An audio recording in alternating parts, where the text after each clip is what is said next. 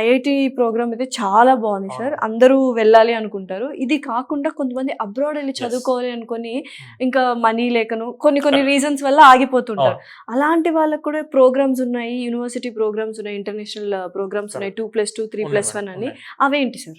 Madam మనకు వచ్చేసరికి BTech ఇక్కడ చదువుకునే టైంలో 2 years కింద ఐఐటీస్కి వెళ్ళొచ్చు, IIITస్కి, బిట్స్ పిల్ అని ఇట్లా there option.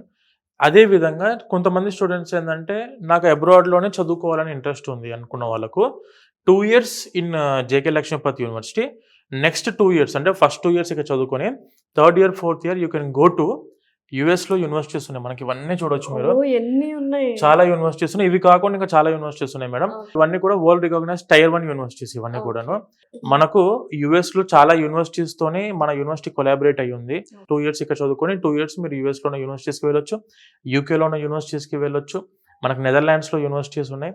And when coming to Norway and other European కంట్రీస్లో కూడా మన యూనివర్సిటీ టైఅప్ అయి ఉంది. వాళ్ళ ఇంట్రెస్ట్ బేస్ చేసుకొని they can go for any abroad universities.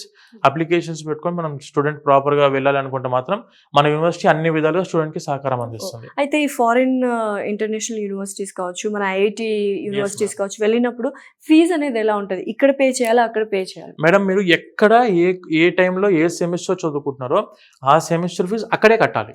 ఎక్కడ చదువుకుంటున్నామో అక్కడే కట్టాలి. ఇప్పుడు మనం జేకే లక్ష్మీపతి యూనివర్సిటీ 4 years ఇక్కడ జాయిన్ అయ్యాం కదా, ఇప్పుడు మీరు ఐఐటికి వెళ్ళంతా ఐఐటి ఫీజు కట్టాలి, నేను ఇక్కడ ఫీజు కట్టాలంటే అవసరం లేదు.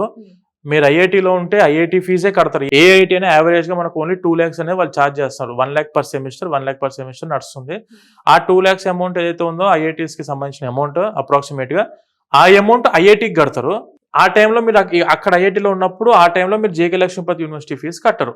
ఇప్పుడు అబ్రాడ్ యూనివర్సిటీస్కి వెళ్ళి అబ్రాడ్ యూనివర్సిటీ ఫీజే కడతారు, ఇక్కడ ఫీజు కట్టరు. ఓకే, అద్భుతమైన అవకాశం అయితే కల్పిస్తుంది.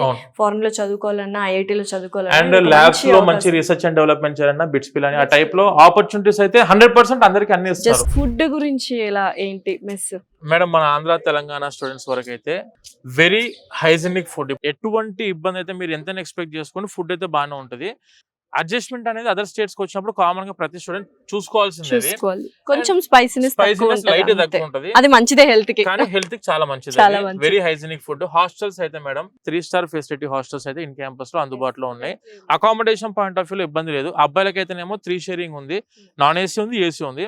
అమ్మాయిలకైతే 2 sharing ఉంది, 3 sharing ఉంది, ఏసీ ఉంది అండ్ నాన్ ఏసీ ఉంది. మెస్ మధ్యలో ఉంటుంది. గర్ల్స్ హాస్టల్, బాయ్స్ హాస్టల్ దూరంగా ఉన్న మధ్యలో మెస్ ఉండిద్ది. టైం ఎగ్జాక్ట్ గా 7 to 9 లోపు వీళ్ళకు డిన్నర్ అయిపోవాలా. 4 time meals ఉంటుంది. 4 time meals అంటే మార్నింగ్ బ్రేక్ఫాస్ట్ ఉంటుంది, మధ్యాహ్నం లంచ్ ఉంటుంది, మళ్ళీ ఈవినింగ్ 5 o'clock స్నాక్స్ ఉంటాయి, నైట్ మళ్ళీ 7 to 9 డిన్నర్ ఉంటుంది.